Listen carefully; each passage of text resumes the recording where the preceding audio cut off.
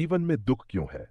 Bible के दृष्टिकोण से दुख और पीड़ा का प्रश्न मानवीय अनुभव का एक मूलभूत पहलू है जिसे बाइबल ने गहराई से संबोधित किया है।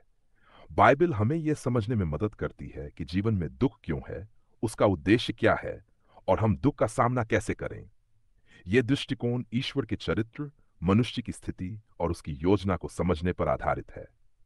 1. पाप और दुख का संबंध। बाइबल में दुख का मूल कारण पाप को बताया गया है। आदम और हव्वा की आज्ञा उल्लंघन। उत्पत्ति 3:43 में आदम और हव्वा ने जब परमेश्वर की आज्ञा का उल्लंघन किया, तब पाप संसार में आया और उसके साथ ही दुख, पीड़ा और मृत्यु।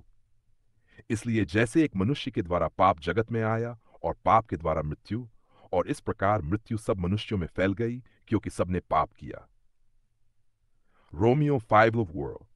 पाप ने न केवल मानवता के साथ परमेश्वर के संबंधों को प्रभावित किया, बल्कि पूरी सृष्टि को दुख और अशांति में डाल दिया। परीक्षा और आत्मिक विकास। बाइबल यह भी सिखाती है कि दुख परमेश्वर की ओर से एक परीक्षा सा हो सकता है। अय्यूब का उदाहरण। अय्यूब एक धर्मी व्यक्ति था, लेकिन उसे भारी दुख और पीड़ा का सामना करना पड़ा।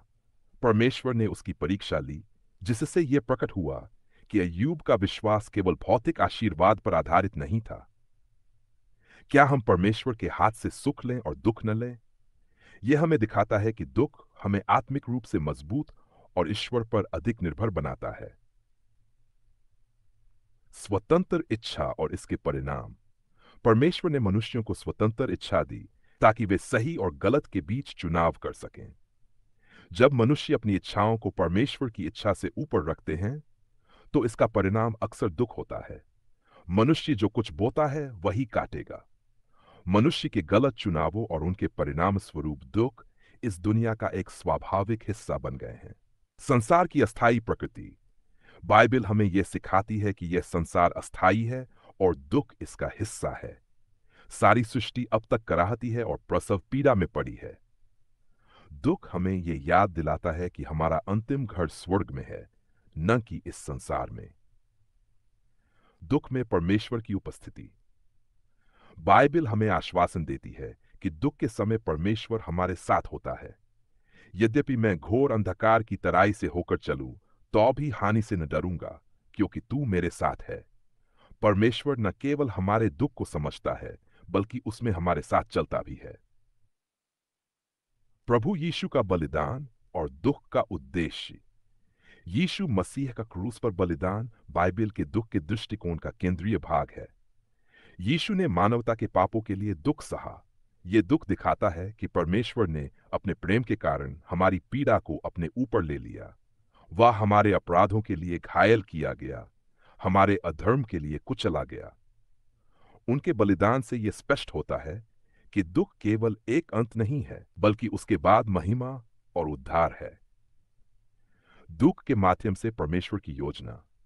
बाइबल कहती है कि दुख परमेश्वर की बड़ी योजना का हिस्सा हो सकता है। हम जानते हैं कि जो लोग परमेश्वर से प्रेम करते हैं, उनके लिए सब बातें मिलकर भलाई ही को उत्पन्न करती हैं। यह हमें सिखाता है कि दुख के पीछे परमेश्वर का कोई उद्देश्य होता है, चाहे वह हमें सिखाने, सुधारने या किसी बड़ी भलाई को लाने के लिए हो। 8. भविष्य का आश्वासन, दुख का अंत। बाइबल यह वादा करती है कि एक दिन परमेश्वर हर दुख का अंत कर देगा। वह उनकी आंखों से हर आंसू पोंछ देगा। फिर मृत्यु न रहेगी, न शोक, न रोना, न पीड़ा। स्वर्ग में हर प्रकार का दुख और पीड़ा समाप्त हो जाएगी। दुख का सही उत्तर। विश्वास और धैर्य बाइबल सिखाती है कि हमें दुख के समय परमेश्वर पर भरोसा रखना चाहिए। धीरज से दौड़ में भाग लो जो हमारे आगे है। विश्वास और धैर्य हमें दुख को सहने और उससे सीखने में मदद करते हैं। निष्कर्ष। बाइबल के दृष्टिकोण से दुख जीवन का एक अनिवार्य हिस्सा है, लेकिन यह केवल एक अस्थायी स्थिति है। इसका मुख्य कारण पाप है, लेकिन परमेश्वर ने यीशु मसीह के माध्यम से हमें आशा और उद्धार का मार्ग दिया है। दुख हमें आत्मिक विकास, विनम्रता और ईश्वर पर अधिक निर्भरता का अवसर देता है। अंततः बाइबल हमें यह वादा करती है कि परमेश्वर हर आंसू पोंछ देगा और उन लोगों को अनंत शांति देगा जो उस पर विश्वास रखते हैं। दुख में भी हमारा परमेश्वर हमारे साथ है, हमें सिखा रहा है और अपनी महिमा के लिए तैयार कर रहा है।